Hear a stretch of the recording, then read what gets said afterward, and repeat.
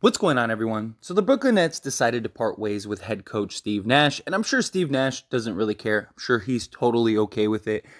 Based on what Sean Marks said in an interview, Sean Marks said that Steve Nash and him were talking daily, sometimes hourly, and that Steve Nash basically relayed to him that, basically he's lost the locker room. That guys aren't really listening to him and buying in the way that he wanted to.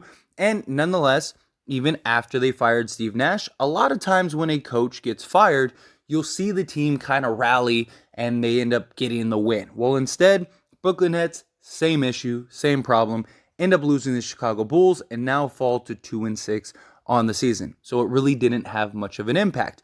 But nonetheless, the Brooklyn Nets, with all the dysfunction and just chaos from the offseason and Joe Tsai basically, begging Kevin Durant to stay instead of just trading him, hitting the reset button, getting all your assets and everything you need, and just moving on, they decided to continue with this.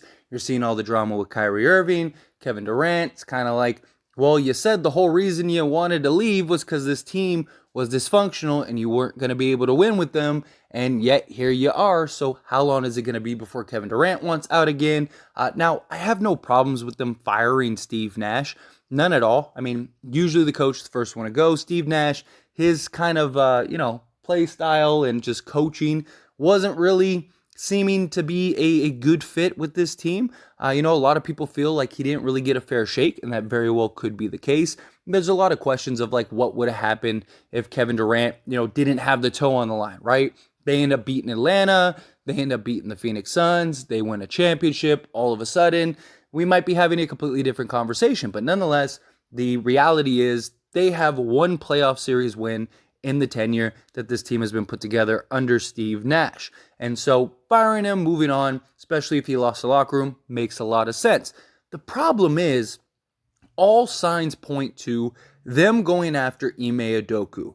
And Ime Udoka, don't get me wrong, is a great coach. I really like what he was able to do with the Boston Celtics.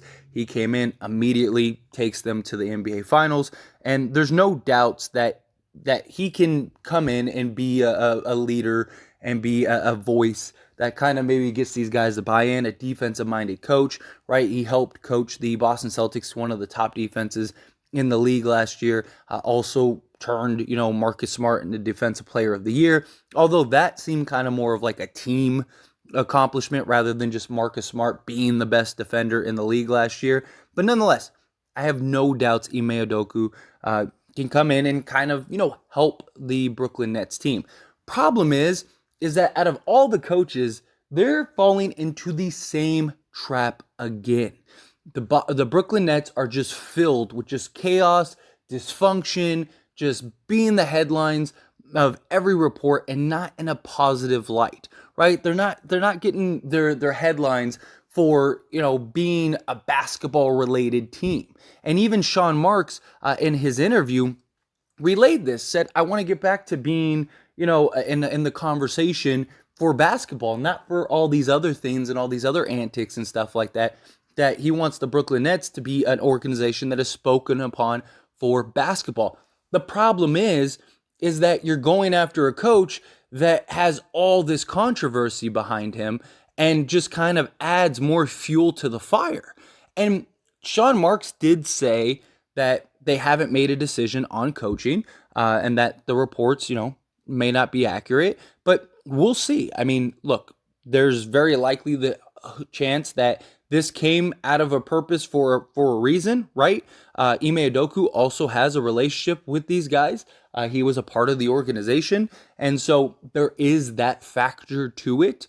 But if he really is and turns out to be the head coach, which at least at the time of recording this video, he isn't. So depending on when you're watching this video, it's possible he might be the head coach. And if he is, that is a huge problem for the Brooklyn Nets because you're going into the same turmoil that you're trying or supposedly trying to steer away from, right? Because Ime Udoka suspended for a year from the Boston Celtics for just misconduct, to put it lightly. If you don't know what he did, look it up. I even have videos on this channel diving into it, so I don't want to fully dive into it here. But from all reports and accounts, it was bad. And even a lot of people that immediately came to his defense when they found out all the details, which we don't even really know. We don't even know all the details. The Boston Celtics did a pretty good job of kind of keeping it tight-lipped.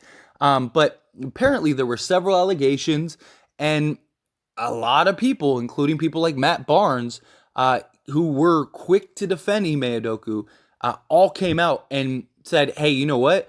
We were completely wrong. This is a lot worse than we thought. This is a lot worse than you know. This is a lot worse than what was put out there to the public. This was a big deal, and this wasn't something that was so light, right? And if that is the case, and even if it's not, let's say it was just like, a consensual relationship or whatever the original report was. Because remember, there were several reports. There was the original report that he had just this consensual relationship with a coworker, and and whatever the moral issues are with him, and him and Nia Long, they're supposed to be engaged, to be married, whatever. Nonetheless, he did what he did. As long as it's consensual, that's not a problem, right? They both agreed to, hey, we're gonna engage in this act, right? Even if that's all it is.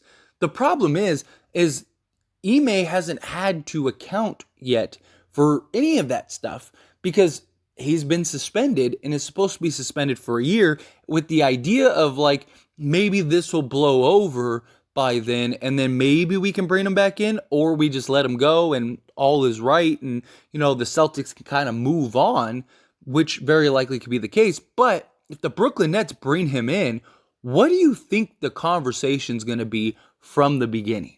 The conversation immediately is going to be, what happened? What did you do? Why did you do this? Is this something that the Brooklyn Nets stand by? Is this something that the Brooklyn Nets are okay with? Is this something that the Brooklyn Nets... It just becomes this circus and this chaos all over again. And it's like you have all these other pieces that are just a circus individually. And it's just like, it's almost like the Nets look for any opportunity they have to just be a negative headline. Yet all of their words say the opposite. All of their conversations are how they don't want to be that, and how they want to be a respectable organization in this league, and they want to be in the headlines for the game of basketball, but they continuously make decisions and buy into all of these various forms of just negative media. And it's like, at what point is that like, it just seems like you guys like that. You guys are relishing in that. You guys are embracing that. You guys, as long as you're being talked about, that's all you care about. And you would think that somebody like Joe Tsai, and to the stature and level that he is, that he would want this to just be over with. And that he would just want to move on and be done and not have to deal with all this nonsense. You're going to bring in a head coach that has so much baggage that is going to have to be answered for. And on top of the Kyrie Irving stuff that Sean Marks had to address and talk about, and everyone was like, are you avoiding it? Is Kyrie avoiding it? Why isn't he talking to the media? And it's just, you already have all this negative press and all this negative media. You just fired your head coach, Steve Nash. So now you got even more press. The Nets just keep continuing to lose. Ben Simmons doesn't seem to be very good and very effective for the Brooklyn Nets. You have Kevin Durant, who at any second could just say, I want to be done. I'm moving on. That's it. Trade me. And now you're going to go hire and bring on a coach that many people are like still wondering what happened, what is going on. And you're going to have to answer for all that stuff. You're going to have those conversations and those discussions about that. And it's just like, at what point do you just say, all right, we don't want to deal with any of this stuff. Let's just be done, move on, and call it a day.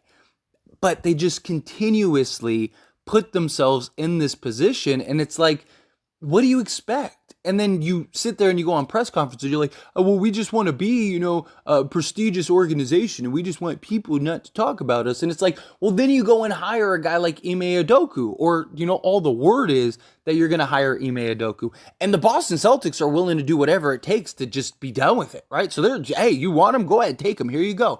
Where in most cases, teams actually have to trade for the coach, right? Like Doc Rivers, like when he left the Clippers, he was traded for. They gave up draft picks to go get him, right? Like all of that stuff for or the Celtics, I'm sorry, Celtics to the Clippers. They had to give up draft picks to go get him, right? Like that was the whole thing. We're gonna trade for the head coach. We'll give you draft picks for you to give us your head coach. And this Boston Celtics are just like, hey, here you go, just take him. You want him? You can have him. He's yours. Sign me up. Tell you what, we'll give you something. I mean, like seriously, it's like it makes no sense to me why the Brooklyn Nets want to go down this road and why they want to go down this path. It's just silly. It really is. It's silly. And you'd think that somebody like Joe Tsai, who just repeatedly has talked and tried to say, that this is not what he wants. And you've heard him say like I would rather have a team that wins 40 games a year that I'm proud of than the team that I have now and this, that, and the other. And yet you continue to allow this to happen with your organization. And it's just, it's a giant mess. For what? For what reason? What's your purpose? What's the point? What's your plan here? You already have an entire roster that doesn't seem to work, that doesn't play defense, that isn't bought in, that doesn't want to be there and doesn't want to play. You have three arguably of the most controversial players in the entire league, and now you're going to bring in the most controversial coach in the league currently right now. Why? What is the point? Why would you put your organization through this? And then you wonder why Kevin Durant wants out. It's like, what do you expect? I would want out too if I was Kevin Durant. He's looking at it as like, I'm only getting older. I want to win some championships.